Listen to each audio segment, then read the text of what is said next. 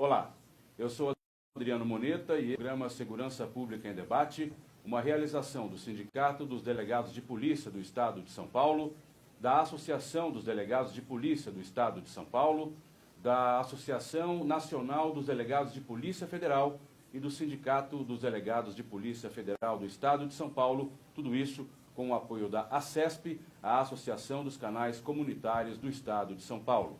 No programa de hoje, nós vamos conversar a respeito dos programas de proteção a vítimas e testemunhas. E para falar sobre este assunto, a nossa convidada é a doutora Eliana Passarelli, Procuradora de Justiça. Ao lado dela está a anfitriã da semana, doutora Raquel Kobashi Galinatti, presidente do Sindipesp, para quem agora eu passo a palavra para dar as boas-vindas à nossa convidada. Doutora Raquel.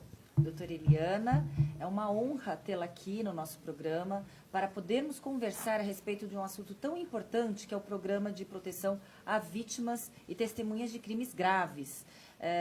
A doutora, como coordenadora do Programa de Cidadania da Secretaria da Justiça, é uma grande líder e visionária a respeito desse programa, até porque a sua experiência, sua vasta experiência no Ministério Público fez com que tivesse uma sensibilidade maior no tato com as vítimas e testemunhas de crimes tão graves. Atualmente, os crimes que sabemos que fazem parte são os crimes violentos, como o homicídio e o latrocínio, mas existe a possibilidade de ampliação deste programa para outros crimes, doutora? Bom, primeira coisa, um prazer estar aqui com vocês, uma honra poder falar, né, eu vou chamar de vocês porque são muito jovens, né, mas com o devido respeito, e dizer que realmente os programas, na verdade nós temos 3 programas, né? O primeiro deles é o Provita, que é um programa de proteção à vítima e testemunha. Esse programa, ele já tem 20 anos, ele é extremamente sério, um trabalho bem recompensador, digamos assim. A única coisa que se precisa ter, primeiro, é um crime de natureza muito grave. E posterior, natureza muito grave que eu digo, crimes contra a vida, né, latrocínio, roubo, homicídio. Roubo até pode ser, mas num grau mínimo, né, quando a violência, quando existe ameaça em relação à vítima ou à testemunha. Mas nesse sentido, o que é legal é que agora a gente está ampliando também para os crimes de violência doméstica.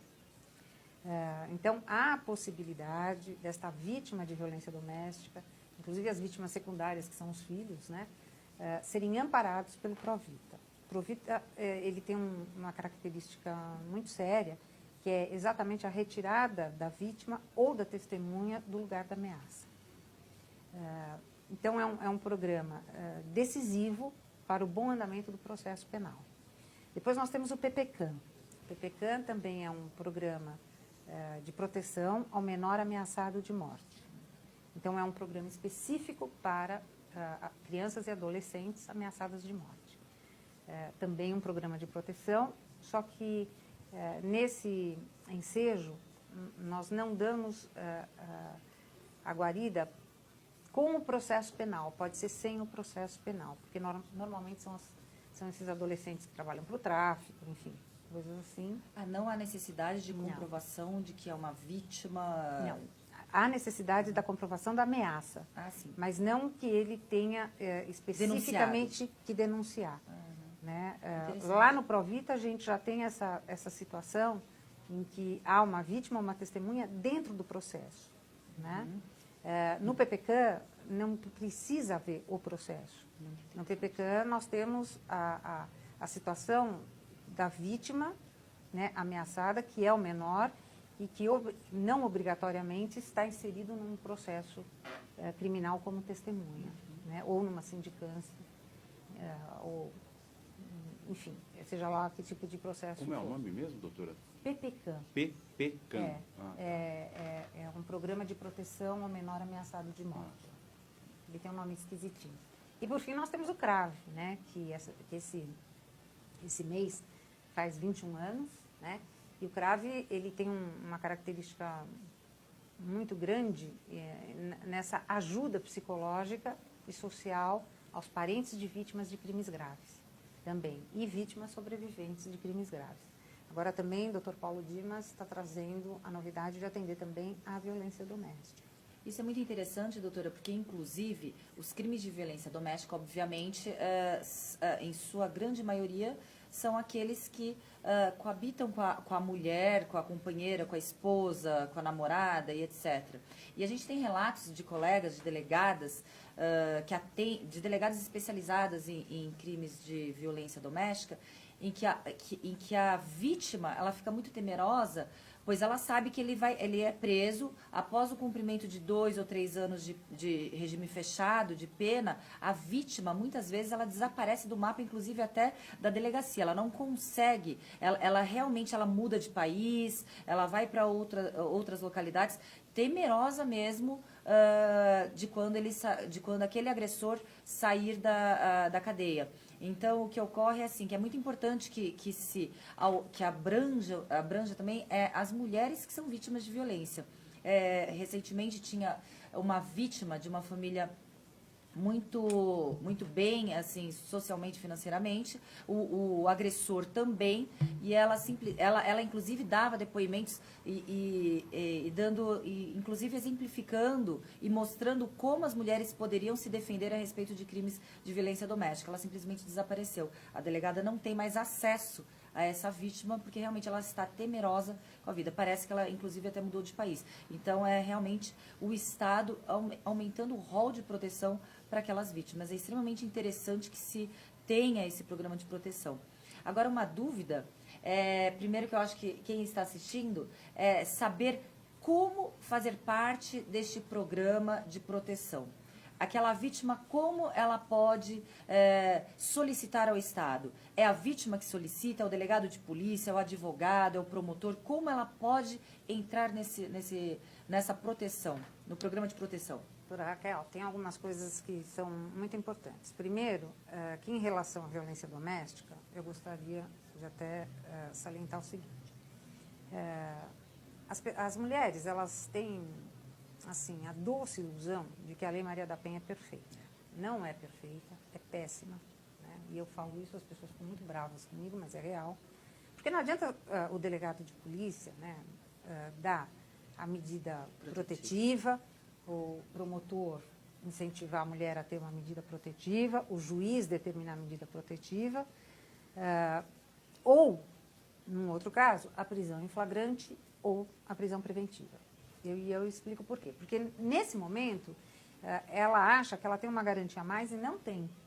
Primeiro, a maioria dos crimes são respondidos em liberdade.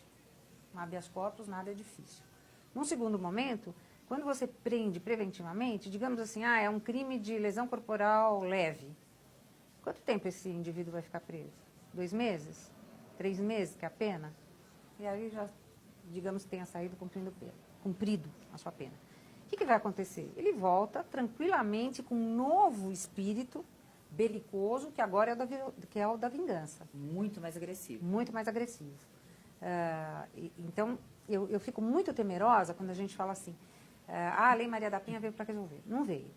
Em compensação, eu vou dizer que o Provita, ele pode até tentar resolver de uma outra forma. Primeiro que ele retira a vítima e seus familiares, se for necessário, do local da ameaça. Quando ele faz isso, ele reinsere esta vítima de outra forma, em outro lugar, se necessário for com outro nome, né?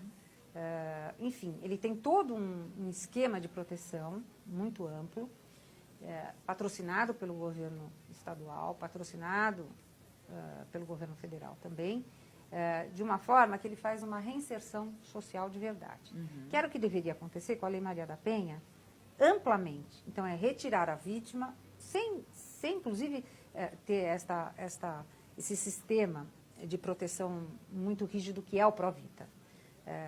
O Provita, ele tem um sistema próprio, um sistema rígido, e quem ingressar no programa tem que aderir às regras do programa, tanto no PPCAM quanto no Provita. Então, quem é a porta de entrada? Qualquer pessoa. A própria vítima pode ir até... nós temos o site, né, da Secretaria, A própria vítima pode à Secretaria de Justiça pedir proteção, pode ir ao Ministério Público, pode ir à delegacia. Eu acho que até a porta de entrada mais importante, no caso do Provita, é a delegacia de polícia e a autoridade policial. Porque primeiro ela tem um contato de cara, né, com a vítima. E num segundo momento, ela detém essa angústia da vítima, né? Então ela pode e deve, até pelo lado jurídico, pelo conhecimento da autoridade policial, levar a vítima até o Provita. Muito interessante. Então, como delegados de polícia, como solicitamos essa inserção da vítima no programa? Nós diretamente nos dirigimos ao programa de cidadania da Secretaria de Justiça? Pode ser Por comigo. vias hierárquicas ou não? O delegado de polícia do plantão pode imediatamente solicitar. Muito interessante. Pode acionar o Provita, evidentemente pode ser pelo CEPOL, enfim, como formais. Não, é assim, olha, tem uma pessoa aqui, ela precisa ser inserida no programa, o programa vai até ela. Mas aí de cada 10 solicitações, quantas são atendidas? Existem algumas em que o Ministério Público, ou a própria Secretaria, ou o próprio delegado de polícia avalia que não é o caso? Sim. Sim. Bom, primeiro, esta pseudo-vítima ou testemunha, ela passa por uma triagem. Tá? Porque a partir daquele momento ela é resguardada pelo Estado. Então, ela passa por uma triagem. Nós verificamos nessa triagem, tem todo um pessoal preparado para isso, que eu preciso deixar bem genérico. Sim, né? claro. Sim, Então, ela passa por uma pequena triagem, que pode ser na delegacia de polícia, pode ser no Ministério Público, pode ser na própria secretaria, e é verificado o nível de ameaça. Tem um status, né? Uma ameaça média, uma ameaça grave, uma ameaça leve, então isso tudo é verificado. E a necessidade dela ser inserida, porque a inserção é feita de uma maneira só. A hora que ela é inserida, para todos funciona igualmente. Né? Não tem, vamos inserir hoje para sair daqui a 3 dias. Quem vai resguardar esta vítima, quem virá isso, é toda uma equipe técnica. Posteriormente, o que pode acontecer? Deixa eu interromper a senhora Claro. agora, porque nós temos que encerrar o primeiro bloco. Gostaria de voltar com a senhora, continuando esse raciocínio, por claro. favor. Segurança Pública em Debate. Primeiro bloco do programa de hoje fica por aqui, segundo bloco já. Não saia daí.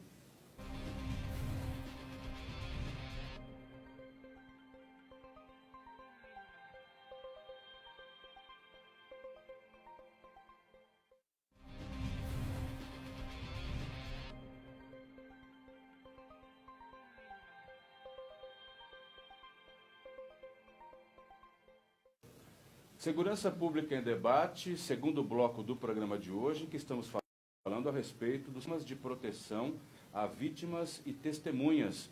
Eu vou reapresentar a nossa convidada de hoje, que é a doutora Eliana Passarelli, procuradora de Justiça, e também a nossa anfitriã, doutora Raquel Kobashi Galinatti, presidente do Sindipesp.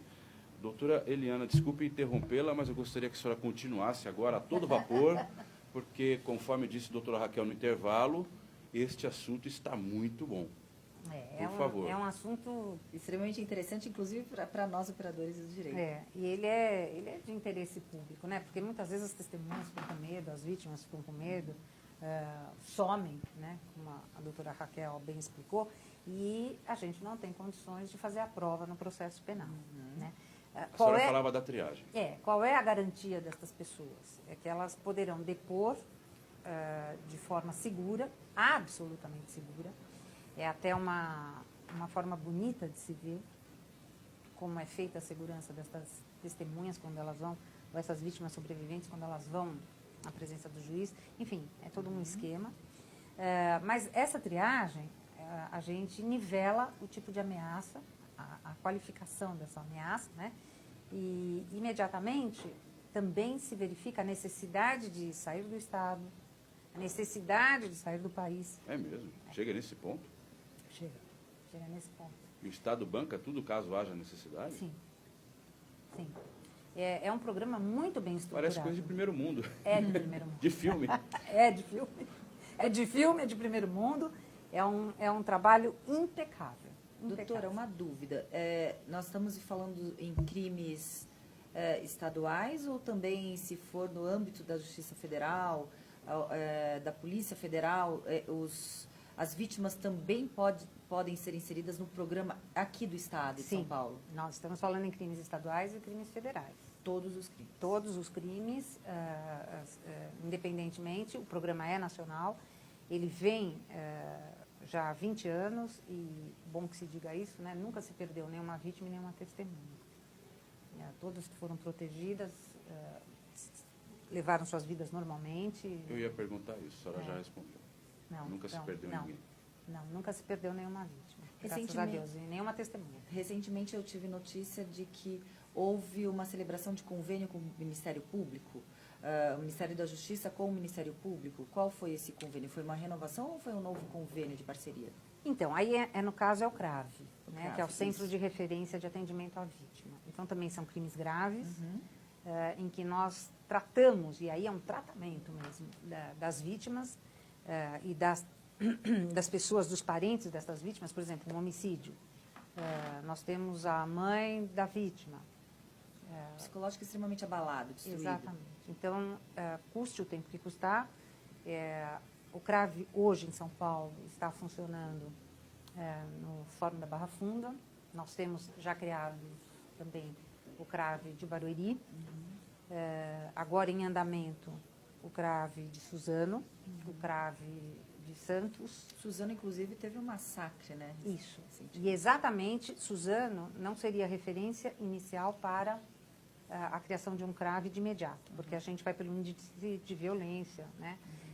Mas, nesse momento, a gente entendeu que Suzano seria o primeiro a ser montado, que Barueri saiu antes, porque nós temos a necessidade de dar um atendimento psicológico a 2.000 pessoas que estão ali e que estão sobrecarregando o sistema de saúde do Estado. E como o CRAVE ele é especialista em tratamento de luto, em tratamento de vítimas, né, também dessa reinserção social da vítima no seu cotidiano e das famílias das vítimas também. Então, o CRAVE tem esse trabalho, é um trabalho terapêutico mesmo. É um trabalho de trabalho psicológico, tratamento psicológico daquela vítima. São 3 âmbitos. O âmbito judicial, que é feito pelo Ministério Público e pela Defensoria Pública, daí o convênio, onde ficam promotores de plantão, defensores públicos, a própria OAB. É feito em relação de cunho social, nós temos um tratamento social lá como assistente social, e o tratamento psicológico mesmo, né? E aí são feitas sessões terapêuticas, quantas forem necessárias para a reabilitação dessas pessoas. Doutora, não haveria uma necessidade também de um convênio com a Polícia Civil e o programa de proteção às vítimas e testemunhas? Não, o programa de vítima e testemunha, ele não mantém convênio com ninguém. Não mantém? Não. Mas nós temos a delegacia, né, de proteção à testemunha, também de HPP. E o DHPP, sem dúvida alguma, é extremamente importante. Até um delegado do DHPP faz parte do conselho gestor do Provita. Né? Assim como a Secretaria de Segurança Pública tem um representante também no conselho gestor do PPCAM. Então, nós trabalhamos juntos. Em conjunto. Agora, o que eu acho muito fundamental, e isso ainda nós estamos implantando, são os CRAVES dentro das DDMs. Né? A primeira DDM, a 6ª DDM já está implantando, já está com o delegado-geral, né? Que interessante. Encaminhando as suas diretorias para a implantação do CRAVE nas delegacias da mulher. E no intervalo nós estávamos conversando da possibilidade de se ampliar o programa de proteção às vítimas, que atualmente são crimes graves, como homicídio e latrocínio. Além dos crimes de violência contra a mulher, quais seriam outros crimes que poderiam ser inseridos no programa? Olha, eu acho que tranquilamente extorsão mediante sequestro. Com certeza. Né? A própria extorsão, eu acho que causa, parece que não, mas causa um dano muito temor, grande à né? vítima. Temor, ela não quer nem morar mais no lugar, sair né? mais É uma loucura. da residência. É uma loucura.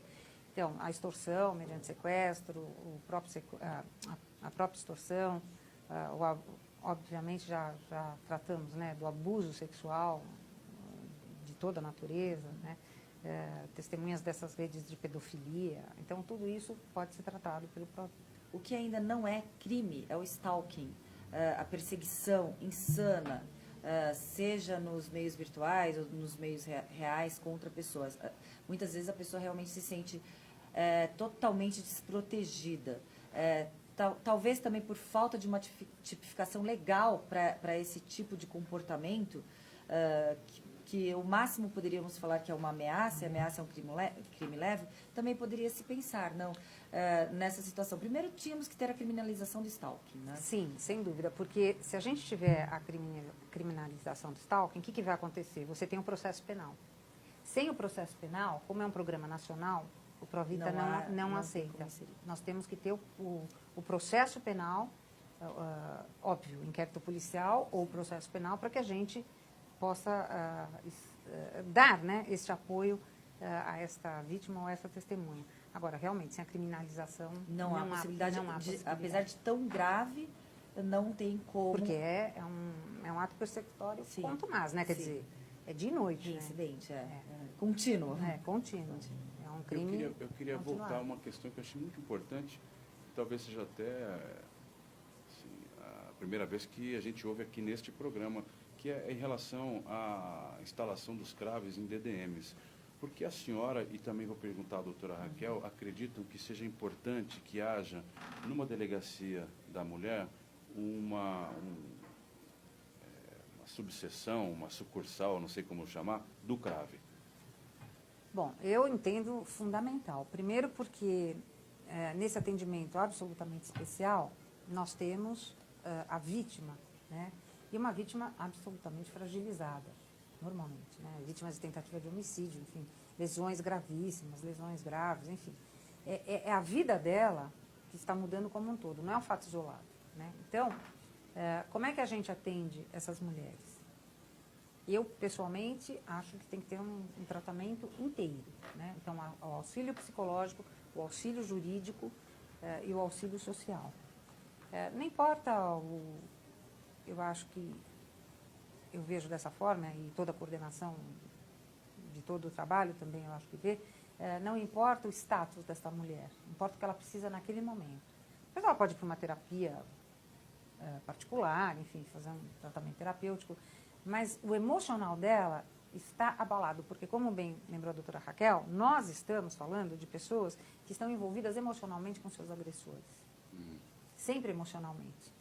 Então, não se trunca o trabalho da delegada de polícia, não se trunca o trabalho policial para depois entrar na esfera judicial. Eu acho que tem uma continuidade e, dependendo o CRAV, né, como é sob a mesma coordenação, a gente pode falar, inclusive, da proteção do Provita. Né? Agora, o CRAV é muito importante, porque como ela chegou até a delegacia, ela não precisa ir até a Barra Funda, né, porque a gente fala em quilômetros de distância, principalmente falando de tratamento em São Paulo, né? Então, ela vai... Não, seria extremamente importante, até porque esse tipo específico de crime, que é o crime de violência doméstica contra a mulher, é um crime que ultrapassa as barreiras jurídicas. Sim. É um crime social também, é um crime psicológico, em que a doutora perfeitamente colocou. A vítima é uma vítima especial, essa mulher. Ela está realmente, se destrói fisicamente, se for um crime de agressão física, mas o pior é a destruição, a violência emocional interna, em que a mulher confiava, de repente, naquele agressor, ela se vê totalmente desprotegida, sozinha. Isso. Muitas vezes ela até tem vontade de coibir, né, ceifar e perder a própria vida, porque a mulher fica tão perdida ali naquela situação, ela fica tão desprotegida que ela perde o chão e o limite de onde ela está. Porque todo aquele suporte que ela tinha como confiança, aquele respaldo que ela tinha em quem confiar é realmente o agressor, aquele que agride, aquele que destrói totalmente fisicamente, a autoestima e a ameaça. Então, realmente é um crime bem delicado e que, se tiver o Estado tendo a sensibilidade de ampliar desta forma, porque a delegada de polícia, o promotor de justiça, o juiz, nós somos técnicos juridicamente falando, na aplicação legal, né, na aplicação Sim. da lei, na tipificação do crime. Agora, todo esse respaldo emocional, psicológico, social, há necessidade de outros profissionais especializados na área. É muito interessante isso. E o que é legal é que o CRAV fica próximo à vítima. A ideia é essa mesmo, né? Quando o secretário determinou a ampliação do CRAV, é exatamente para ficar próximo das vítimas. Tá certo. Tomara que dê certo nessas 2 DDMs que a senhora falou. Já está certo. Já está certo. Já, é só Ótimo. uma questão de inauguração. Tomara que se expanda, então, para todas as delegacias da mulher, não só da capital, né, doutora Raquel, Excelente. mas como o Estado. Doutora Eliana Passarelli, eu lamento muito que nós tenhamos que encerrar o programa agora, porque estava realmente muito bom. Mesmo assim, quero agradecer a sua presença aqui. Queria agradecer também a presença da doutora Raquel Kobashi Galinatti, presidente do Sindipesp. Este foi o programa Segurança Pública em Debate. A você que nos acompanhou até aqui, o meu muito obrigado e até a próxima.